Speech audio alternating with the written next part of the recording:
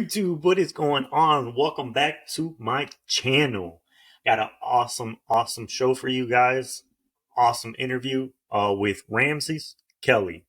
He's a legendary basketball player, especially people well known in the Orlando Kissimmee area. So I'm excited about this interview and let's just dive right into it. So, before we get started, of course, go ahead and hit that like and subscribe button. Let's grow together. Let's keep making this channel grow.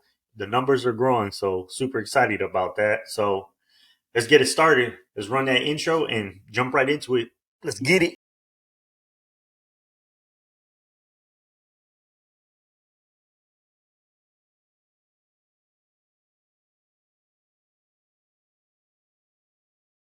To how you guys doing today? I got an awesome special guest with me today. His name is Ramses Kelly, legendary basketball figure in all types of places from Orlando, Florida to New York, you name it. He's been there. He's done it.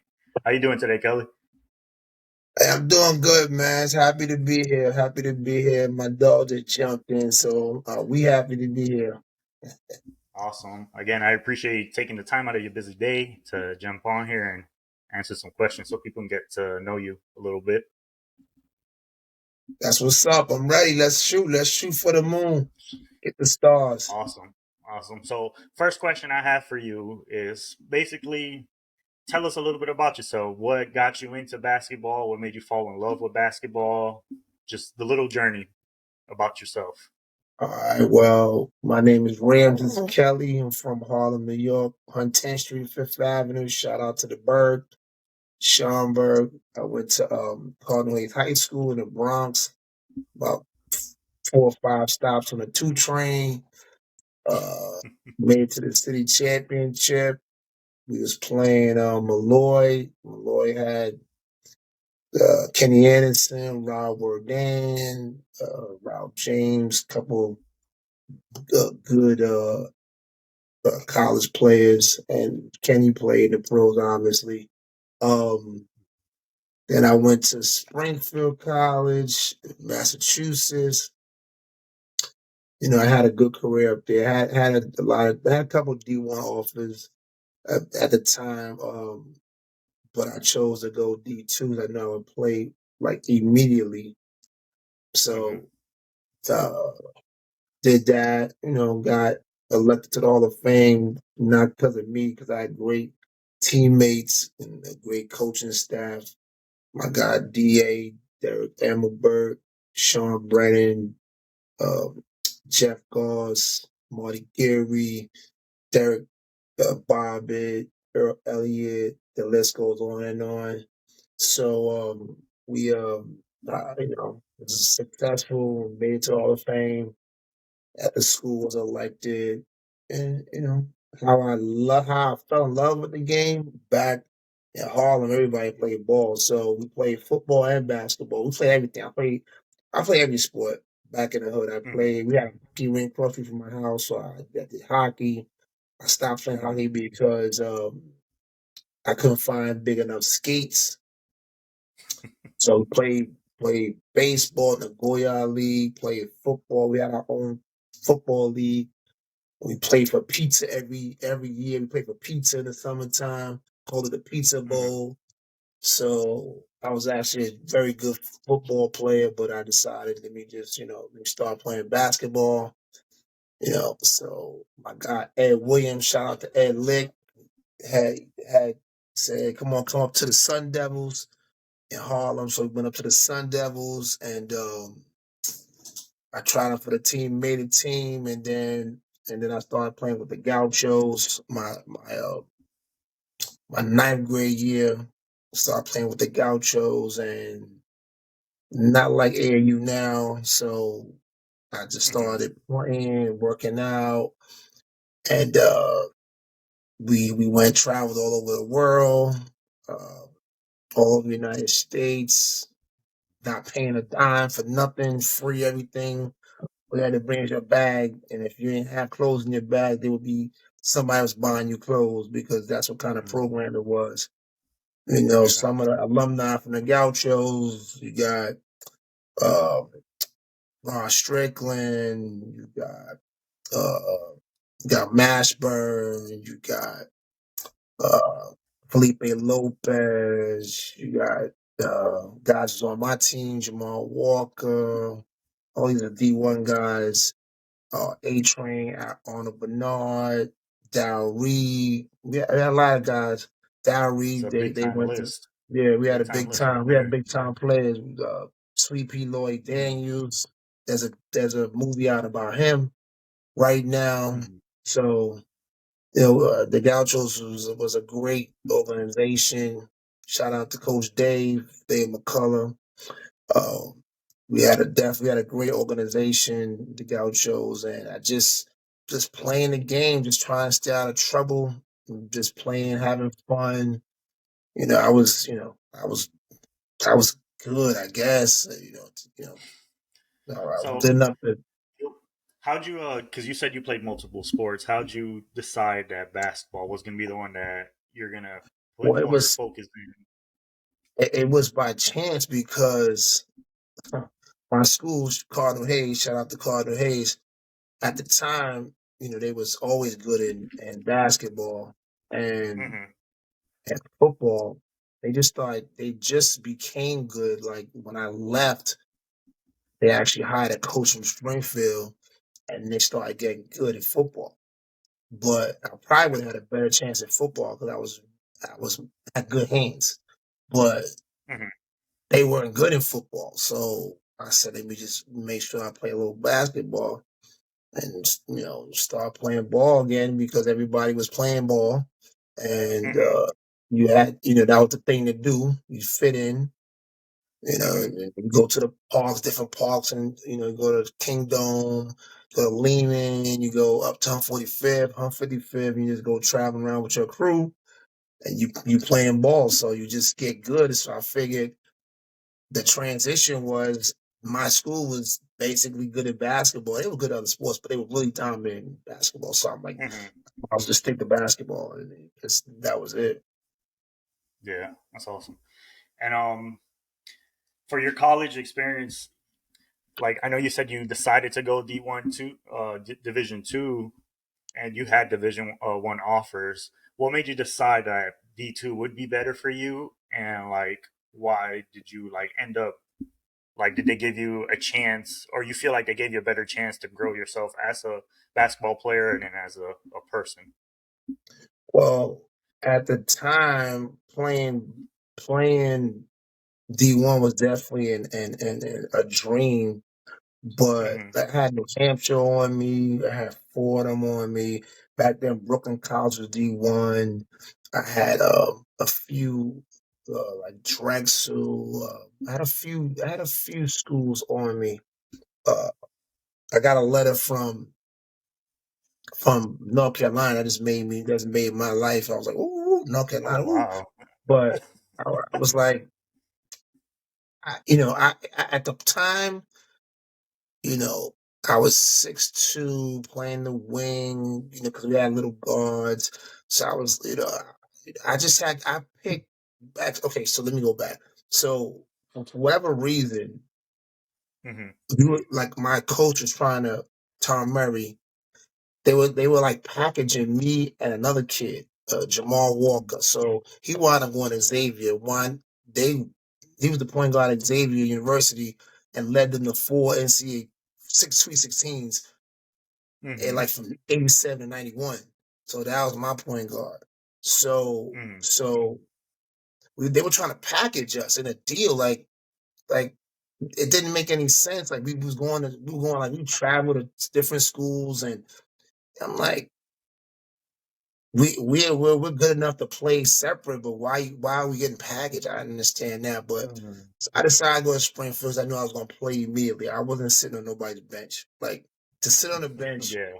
it doesn't make any sense. Because Mm-hmm. you're a student athlete, so you go into Mm-hmm. school, and then you're an athlete. So if you're not happy, like nowadays kids are transferring left and right. Like it's like so, but back in the day it Yeah. was a little hard. Mm-hmm. So I figured this is the best opportunity for me to play and play a lot of minutes. So Yeah. that's what I did. So that's why I chose Springfield because it was close to home. It was like 2.5 hours away from New York, and at the time they had guards leaving, so I'm like, you know what? And I knew my guy Derek was going. He went to Mhm. McClancy in Queens, so I'm like, we'll make a good backcourt together. So it was a no brainer.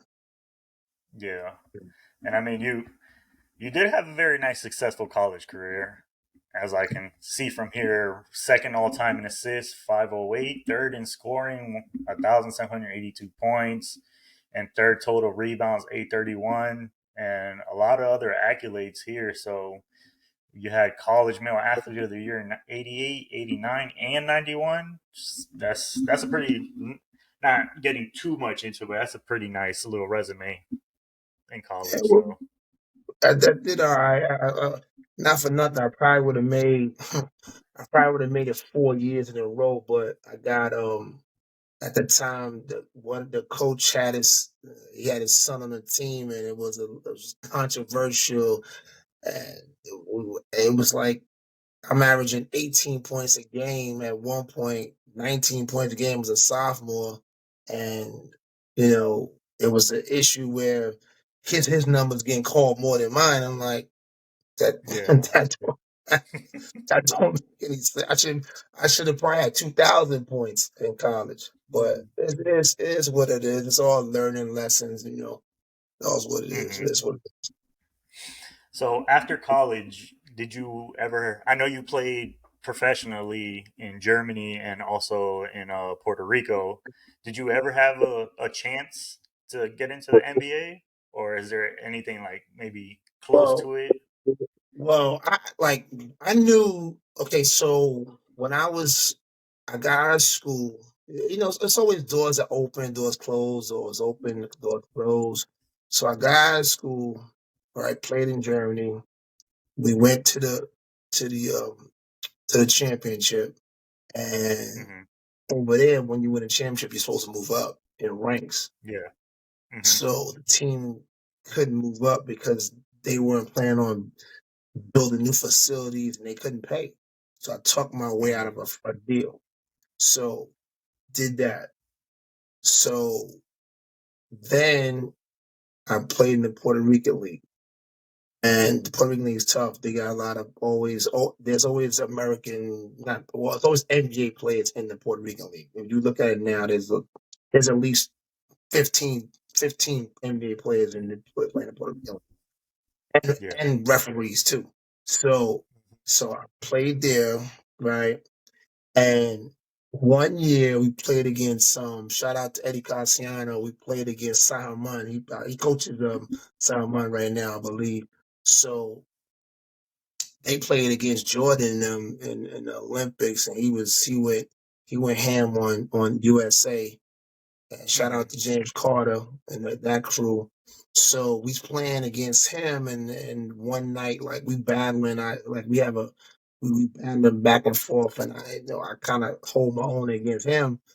And Hmm. I'm like, well, maybe I got a chance. So the year after that, went to was working in Nick camp, and this was in Manhattan College. So back in the Nick camp, it was a camp for kids, but then they would bring in all the all the draft picks at night Uh to huh. come play. Hmm. So they would go play, and sometimes it would be some free agents there, and all the college guys from Manhattan College were there too. So uh, I'm playing against some of the guys that got drafted, and I'm like this kid is trying to shake me and go by me. I did kind of pride myself in defense. So I'm like, I'm talking crap, whatever. I'm like, man, you can't, if you can't go by me, there's no way you're making the pros. So I'm holding my own, it's like 95. So I was like, this is like 95, 96. So at that point, I'm 25 years old. So Hmm. then in the summer league, playing in the summer league, and I'm averaging. This is against pro cats in the Nike Summer League. I'm averaging like 26 a game. So I'm like, I know I could play. It's just a matter Yeah. of where. you know. Like again, like when you're 26 and 25, back in the day, you, it's not like now. You're not making the pros at 25. It is not. Yeah, no. They're It's always just looking for it just is younger what it players is. for their teams and stuff. Yeah. Yeah, it's like it's very hard to make an NBA roster at 25. So it is what it is. So I knew I could play. It's just a matter of where. Then you get pigeonhole playing certain places. It's tough. It's tough. Like overseas NBA, those guys are like the best of the best. Like the 12th guy, I'll give you 50 in the YMCA league, like without even breathing. Mhm. So Yeah. respect to the And I, 450. Those guys can play. yeah, So and the I regular definitely fan tell does that not. to Yeah, I definitely But tell that to the people that be playing and thinking that they can play at that level on or talk crap about the people that are sitting at the end of the bench. I was like, you don't know those guys can come in here at this LA Fitness or whatever and go at you and kill you. So it's not like yeah, they're just a bum. They can go out to some rec league and drop 50, 60 on you without even sweating. So easy, it's never. easy. Yeah, yeah. Hmm. That's their job. So they putting time in while you at work. They shooting. So Exactly. that's their job. So respect. You got to respect those cats when they put that work in. So long story Hmm. short, it just takes a lot. It just takes a lot to make it at that level. It takes a lot. Definitely For does. sure. So you you said you played most of your time in Puerto Rico. How was that experience for you? Did you ever like win any championships? What teams did you play for? How was that full experience for you? So the experience was cool. I played with the team I had the most success with was Aguada. So they changed the name a lot. Now they're not even in the league anymore because again, financially, it's not like the NBA, but financially, teams drop, they move this franchise, I think, to Fajardo. So that's where I had the most success. I got started like my whole career until I got hurt. Hmm. I had a bone chip in my leg, and they thought I was like bullcrapping. I'm like, nah, for real. So I got a bone chip, and I was like sitting out trying to get better. So I played with Aguada, I played with Quebradilla, I played with Hmm. this is in the Superior League, played with Carolina, and then like that's where I stopped because I like at one point I was playing with Kev. This is just a true story, so this is no bullshit. So Uh, I'm playing with Kev, right? So they trade for me. They trade for me. It was a 2-for-1 trade. It was I know it's John Cote, somebody else for me. hmm. So I'm like, bet, let me get trades. Now I know guys on the team. They had Orlando Vega. They had a good team. They had Richie Dalmau. They had a good team. So the coach, he traded for me. He told me flat out, like, you're not playing. Oh Like you wow. only playing. I only traded for you to make my sons better. So I was like, okay. I'm like, all right, whatever. And Yeah. that shit, like, it just opened my eyes to the whole business of basketball. So you go from starting your whole career to being like a utility player where I wasn't even playing. The guys was on the bench. They were like, we in the game, and they say, Coach, what you want us to run? They talking to me, and it's like a fucking running joke. So, so I did that, and then, that was cool, and so then they don't have, well, they try to bring it back now, but they had the League of Puerto Rican. So I played with Mocha. I won a championship with Mocha. So that was cool. So it was a nice little roster. It was myself, James Carter, Orlando Vega, Edwin Bayor, Tony Carrasquillo, Adrian Machado, uh, who else was on that team? We had a deep team, man. It was a good ass team, and the coach got Yeah. fired at the end of the year. The coach got fired, so like we was running practices on our own. And Is this after you guys won the championship, or? this was my final year playing in Puerto Rico. This is in Mhm, 2000. So in 2000, uh, the team decides to find a coach. So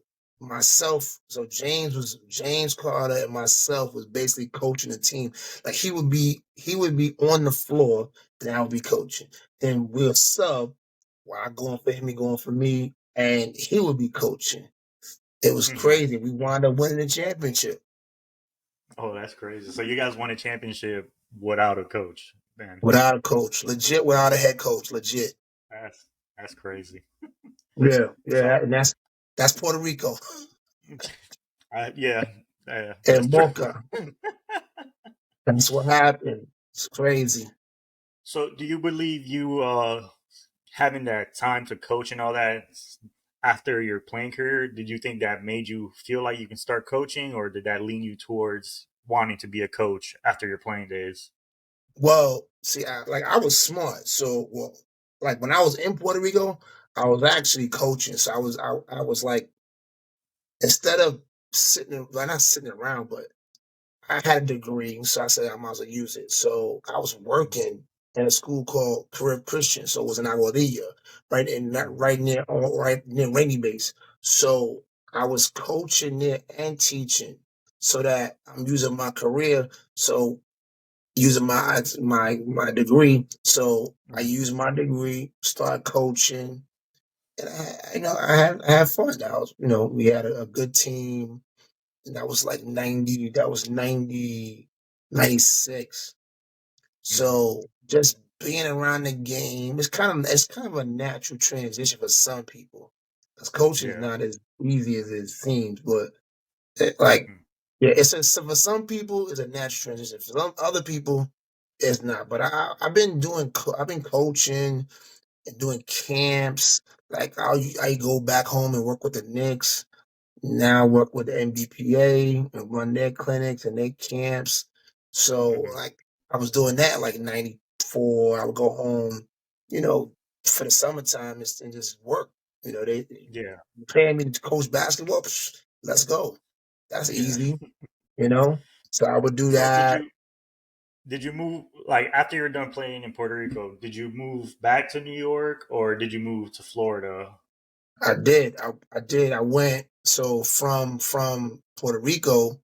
Hmm. This is 2000. So the year before that, though, true story. Year before that, like I was like, yo, this is it for me. So, because it was just too much, the pay wasn't right. I'm like, listen, I'm out. So I went back to my high school, 99, Hmm. 1999. I'm like, listen, I need a job, yo. I need a job. They're like, don't worry about it, Rams. When you come back, we got you. Don't worry. Just call when you come back. We got you. So, Hmm. so year 2000, I make a phone call. Shout out to Cardinal Hayes, Father Graham. Call him up. Like, listen, I'm coming back home. So without even an interview, they got me a job. Me and my ex-wife got a job at St. Charles Mayo in Harlem. So without even interviewing, just Paul said, "You ready to come back? All right, let's go." On the strength of just being just a cool individual and not being a knucklehead at school and just being a stand-up dude, Hmm. job just like that. So I went and taught for 2 years in St. Charles. So while I was at St. Charles in Harlem, so left in 2000, was teaching in St. Charles, decided let me take a trip down to Florida. So in 2001, took a trip down to Florida, and I'm like, yo, these houses is cheap. Let me see what's up with these houses. So serious, it was like 150,000 for like Oh, 2,000 square feet. that's really cheap. That's back in the day, then. That's what I'm saying. So I'm like, yo, let me jump on this. So I drove down. I'm like, yo, all right, I'm buying it. So I gave I gave the realtor. I said, yo, here's $1,000. Hold that for me. Hmm. I can't send you deposit now, but I'm gonna send it to you. So we came. I put my deposit down a lot. Went back to the Bronx. uh they had a teaching like convention going on for jobs. So I bet I came down, but so I already put my money down on my deposit, everything. So I had no job, no nothing. So in the strength of God, God was looking Yeah. out. I'm like, yo, let Uh-huh. me just let's go. So got the job, everything, did it backwards. Mm-hmm. I just came through. That's how that's for whatever reason. That's how my life has always been. Like, just wait on God and it happen. So let me go back. So when I left Puerto Rico, I sold my Mm-hmm. house and my car in 1 week before I left the islands. I drove my car to the guy I sold it to and got on a plane and left. Mm-hmm. It was like that. It's like that. So, it's all good. So 2000 moved to Florida. So I've been in Florida ever since. From 2002, I've been here ever since. So So I know you in New York. You had your connections, your basketball connections, and all that, and now you moved to Florida, brand new. Not a lot of people know you. How were you able to build all those basketball connections to where you have it now, to where you're like basically the number one point person they want to connect with when anything involving basketball? well, um, so I came down, right, and I came down trying to get. There was a job opening for the Magic, and I interviewed for the job, and they gave it to some other cats. So I'm like, all right, whatever. So like, I did that. So I started coaching at Osceola. So I met Renee Bellamy. So I'm coaching at Osceola, and then I'm in the middle school. So I'm teaching that in middle school. So I'm actually, I'm seeing kids. I'm around kids all the time. So then I start, as I'm coaching, I see a kid over here that's good. So one of the first cats I actually trained was probably Curry. So Mm-hmm. he went to South Florida. So that's one of the kids I started training when I came down here. And then from there, just build, through word of mouth. And then we used to open up the gym at Discovery. They, got the keys, so all the Point Center cats would come in, and we was balling. It was going. So it Cool. was the young guys versus the older guys, and they be talking crap, they be mad because they getting beat up on. So it Mm-hmm. was just a whole circle of just being around kids, coaching. And then I said, let me just referee a little bit to stay in shape, Mm-hmm. to training. So it was like a whole circle of things where the connection just it was a center thing where all those things was a circle, and basketball was obviously the center, you know. Yeah. So Mm-hmm. and just being able to just communicate and talk to people and say, look, and be honest, like, listen, you say you're a point guard. Nah, you're not a point guard. Like right now, you're like a 3-man, and you Yeah. can't handle the ball, so you need to work on your handle. Some people listen and they'll take it and they'll say, oh, he's honest, legit. And other people are like, they can't take the brashness. So it is what it is. Yeah, that's true. 100% facts. So, last couple questions I got for you. You get a call from your old college and they tell you they want to induct you into the Hall of Fame at Springfield. What was that like, and what did that come to your mind? Feeling like somebody's like starting to pay tribute to you about all the accomplishments you've done Wow, yeah, since your school. was big. That was big, though. I was like, from all the guys in my neighborhood, like, there's like that played ball that went to school D1, D2. Like, I'll give you a perfect example. For my Gaucho team, two of us in the Mm-hmm. Hall of Fame, and us two happen to go D2, and everybody else D1. And it's Mm-hmm. like it's just like to be recognized. I get the call. They're like, "Hey, well, we want to recognize you. We want to put you on the wall." I'm like, "What?" And it Yeah. just blew my mind. I'm like, "Wow, like this is just Mm-hmm. unbelievable." Like, I couldn't even fathom because okay, let me go back. Springfield is the birth of the basketball. That's where basketball was invented. Mm-hmm. So Yeah. so it's a kid from Harlem that James Naismith made the game of basketball at Springfield College Mm, is in the Hall of Fame. It was like, yo, this is unbelievable. Like it's unbelievable.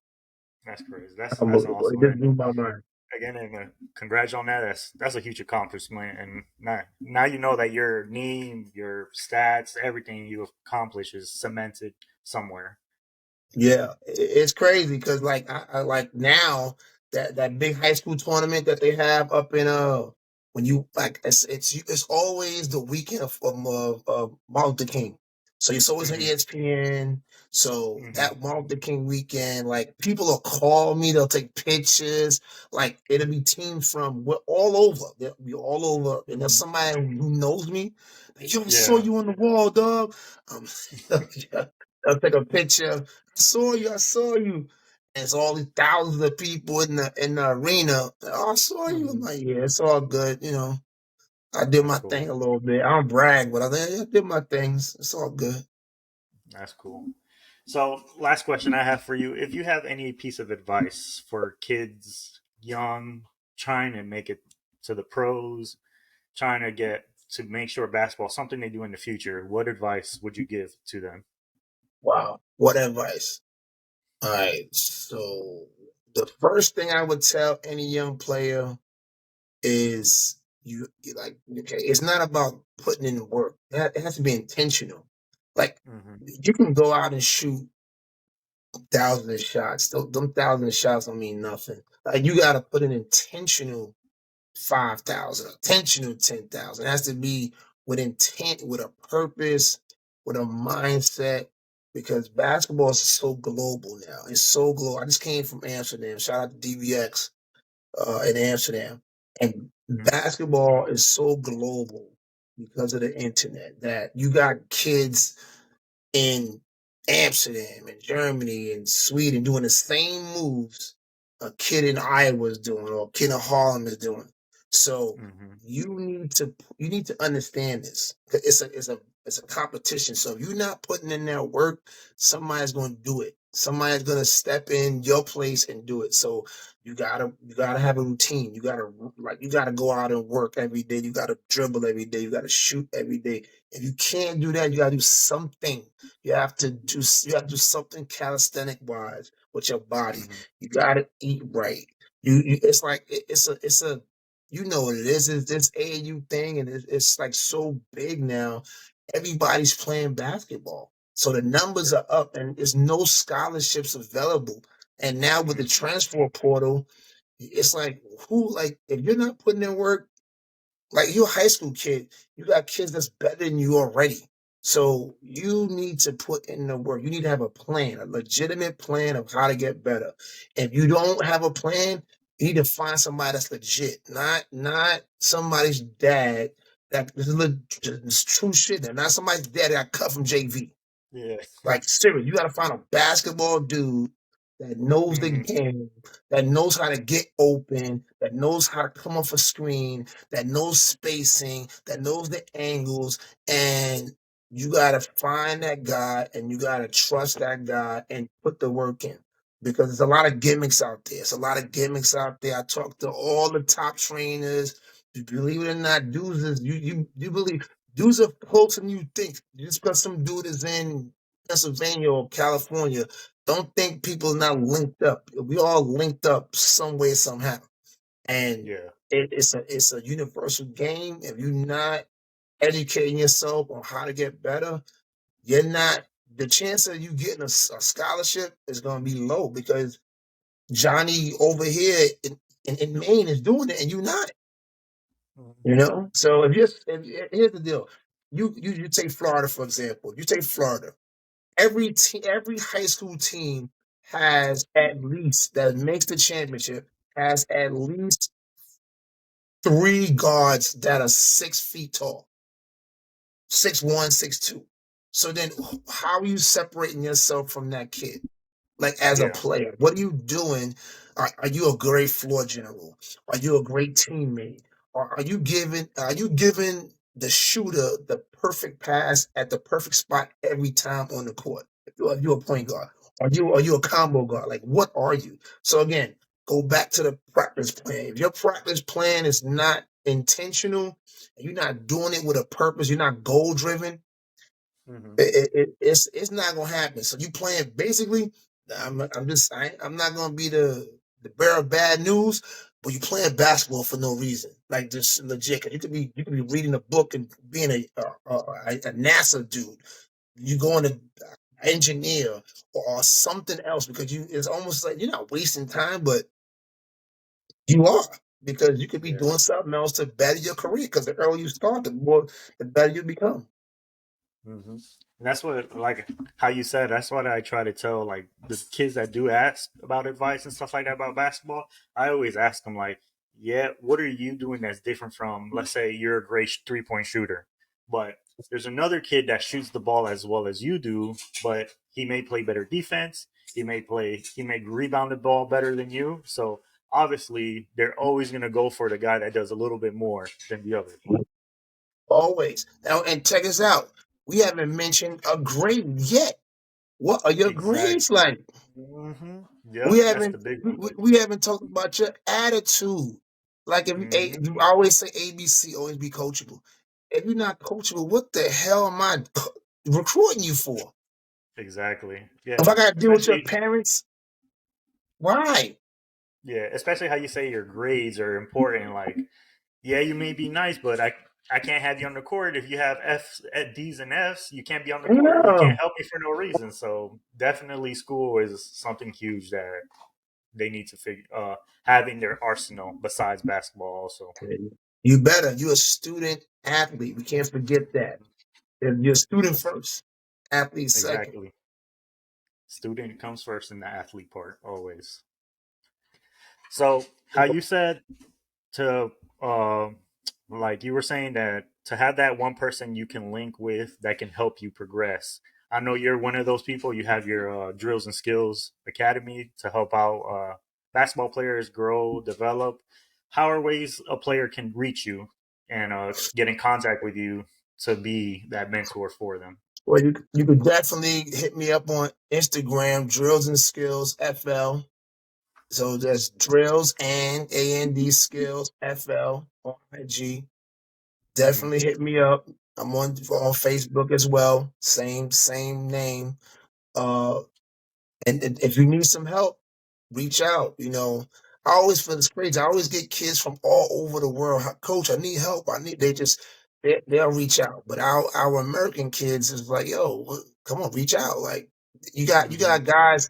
It's a lot of guys that train that do a good job. So again, I'm not the guru, but I know a little something something. So I like to give my information and my knowledge and my know how. So if you need to get that work in, hit me up.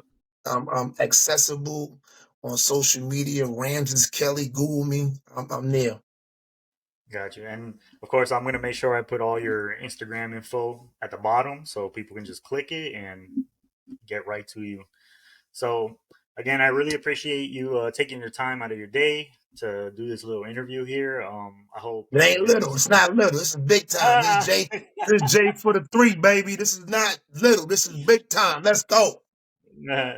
I hope one day I get there. What get there, but I hope this is a cool platform for kids that do look at this video, or anybody that wants to like gain knowledge about basketball or like how to get to the next level. Hopefully, this video helps them out, and of course, reach out to you to get that experience, knowledge, and have that one-on-one conversation with you just to keep growing. Facts. Yeah. So again, I appreciate it. Everybody watching. If you guys can, go ahead and like and subscribe to this channel. I got awesome more interviews coming about. So again, I appreciate it, Coach Kelly, for taking the time. And let's get out of here. Peace out, everybody. Catch you on the Peace. next video.